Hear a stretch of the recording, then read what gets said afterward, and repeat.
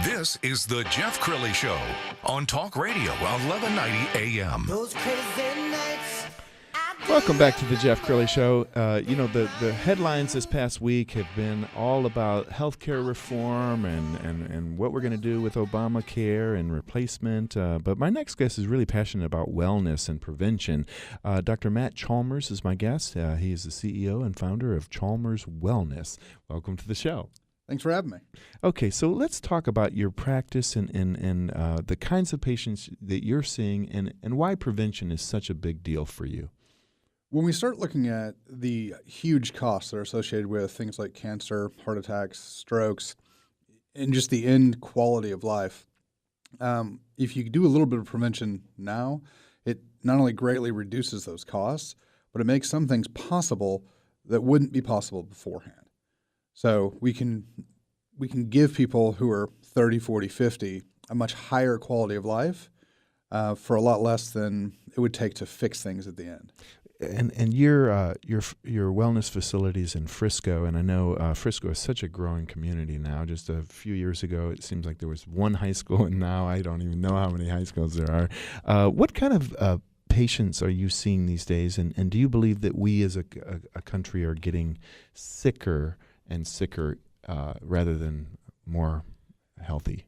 Luckily, we're seeing kind of a younger group because I think a lot of people in their 30s are starting to look at their parents and they're starting to see, I don't want to give up all of my time and energy and health to make money to then turn around and give all that money back, trying to get my health back. One of the stories I always tell is I had a 60-year-old gentleman come in to work with me, and he just sold his business for about $15 million. He's worth right at $20 million, has all the money in the world. And I came in and said, man, that's awesome. What are you going to do? You're going to Italy? You're going to do this, do that? He said, man, I can't get to the top of my stairs without my knees hurting so bad. I got to sit down and rest because I can't walk around the block without getting winded and having to sit down and rest. And that's really where I thought, okay, this is my turning point. I don't want to end up at 60 where I've got a lot of life left and all the money in the world, but I don't have the health to do it. Right. And so I think a lot of the younger generation are seeing that as well.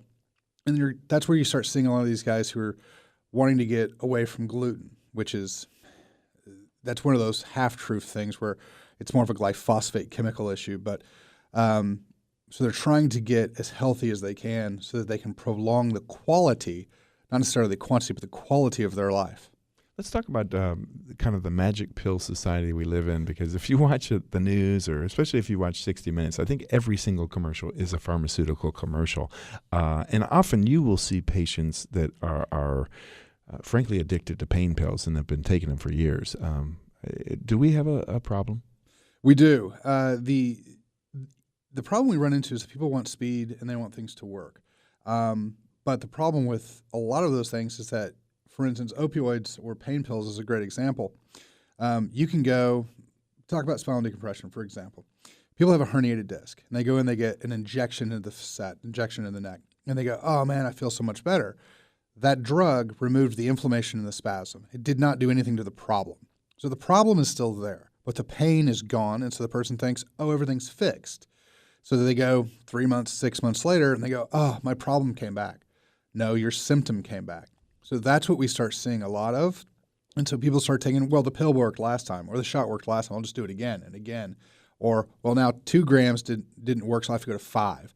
And so they keep increasing, and then they get addicted, and that's where we start a problem. Dr. Matt Chalmers is my guest, chalmerswellness.com. His practice is in Frisco. We're talking about pain pills, and of course, all thoughts turn to somebody like Tiger Woods. I mean, he was just on the front pages of every paper in the country because he was almost incoherent. I mean, is unfortunately the Tiger situation not as uncommon as we would like to think? It's not. We see that all the time. We've had people come in who've told us some of the most horrific stories. And, the thing is that they were fine, and then 30 minutes later, the same exact thing happened to Tiger. They were hurting, they took the meds, they were fine, and then they left, and then they had a secondary reaction. And so they ended up having other problems, whether they got sick or whatnot, or they became incoherent. And it's becoming a bigger and bigger issue. Wow. So when people come into your practice, are you really trying to get to the root of the problem? It's not just hey, come in here, I'm going to adjust your back. It's let's find out. Are you sleeping well? What are you eating? Well, I like to let my patient kind of dictate where they want to take it. So if they come in and they say, "Hey, man, just make my neck not hurt," fine. If they come in and they say, "Hey, we got to figure out what this is," great. I'm always let's ask why. So if someone comes in and says, "Hey, the first two fingers on my left hand hurt." Okay, that's probably not your first two fingers. It's probably coming from your neck. It's a very common, what we call a dermatomal pattern. Right. So we can adjust you a couple times, and if after 3 or 4 adjustments that didn't help, we talk about doing MRIs and looking deeper, like what is the reason, what is the actual problem. Getting back to the medications, one of the big things we see with like blood pressure is people come with high blood pressure. We want to know why. Is it the blood? Is it the blood vessel? What is actually causing the problem? Instead of just putting something over the top to make the symptom go away. As I looked at your website this morning, I just saw this laundry list of services, and I was impressed because you're getting into everything from sleep issues to pain to allergies, skin care. Let's talk about some of the areas of your practice that you're very passionate about. What gets you out of bed in the morning? Getting people better. One of the things that, and I talk about this a lot with my car wreck patients, is I like watching people come in totally disheveled, completely broken, and helping watch them over 3 months, 6 months, a year, come back to a complete restoration of health. Come back in, and we have people come in all the time and give us hugs, and they're like, "I never thought I'd go bikes. I'd ride my bike again. I never thought I'd do this again." And so that's really, really fun to see that kind of the turnaround. That's easily the thing that gets us out of bed in the morning, is going in and seeing that come about. Do you see any problems with, I guess the syndrome is called Dr. Google, that somebody says, "Okay, I got this neck pain, and so I'm going to Google it," and then they go onto some website, and the next thing you know, they're doing something that hurts the problem even worse? Lots of times, yes. The upside to that is that they can get a lot of good information. And then they can come in and we can kind of parse through what they found. The biggest problem that we get is where they come in and they ask us, "Hey, how would you handle this?" And we tell them. And they come out and they're like, "Hey, I did 50% of what you did, and then I Googled this other thing, and then I talked to my friend Sally, and I'm kind of doing what everybody said, but kind of how I want to do it."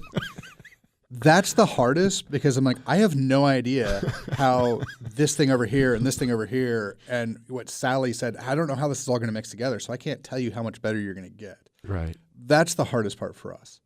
When a patient comes to you, I mean, it's got to be, I guess, difficult to tell them the truth. Somebody comes in, they weigh 300 pounds and their knees hurt. The answer is obvious. A lot of times it is. We work with a lot of professional athletes, and so I've got 28-year-olds who, when they get up, their knees creak. So, but a lot of times that's the thing. Like, you don't come to your doctor. You go to your friends to have them tell, "No, you're not fat. That's not a problem." When you go to your doctor and you say, "Doc, why do my knees hurt?" You need somebody who can look at you and go, "Well, your weight's going to be an issue. So here's what we need to do to address that." One of my favorite things to do is to sit down with people and go, "Okay, here's the things you need to do. Like, you need to diet and you need to exercise. Are you willing to do either one of those? Let's just be honest." And if they go, "Man, I'm not going to exercise," well, then I'm not going to talk to you about exercises, because you already told me you're not going to do it. Right. You going to change your diet? Probably not. All right, well, then you're going to come in and we're going to do this stuff a lot. Right. Because there's no reason to give you a plan you're not going to do. Well, I think part of the problem with the medical system as it's set up right now is that in order for the doctor to make any money, it's got to be a factory. I'm going to spend 3 minutes with you, write you a prescription, and then I'm on to the next one. Yes. And unfortunately, they're never getting to the root of the problem. That's exactly right. And that's where you come in. That's where we come in. A lot of times we'll take a large spray of like a large report of different blood draws and things like that, and we can take a different approach. The big difference is that we can spend more time with people because of the way that everything's set up, but you can also see people more often for less time and get the quality that they need. Right. So, and sleep is a big issue, isn't it? Yes. There's a lot of people who aren't getting a full night's sleep. Yeah. And there are a lot of things that factor into that, whether it's, how well their body is is able to get to sleep and shut down, how well they're able to shut their brain off, the bed that they're in. There's a bunch of different things that changes how someone needs to sleep. So it's not one of those things where I can say, oh, you need to take melatonin, and everybody, if they take melatonin, is better. And sleep, I feel like, can be a domino. It's like if you're not sleeping well, maybe you're also overeating and you have fatigue, so you might be taking too much caffeine. I mean, do you find that sleep tends to be the root of a lot of people's problems? Sleep is, in fact, the root of a lot of people's problems. There's a bunch of other stressful things that add in, where there's a lot of things where we get into that domino effect or that downward spiral, where we have multiple things that just kind of collapse in, and then it just kind of all falls apart. Okay, we only have a few seconds left. Give us the website one more time. It's chalmerswellness.com. Awesome. Well, thank you so much. You've been an amazing guest, and we'll have to have you back. Fantastic. And that's been the Jeff Crilley Show. We'll see you next week.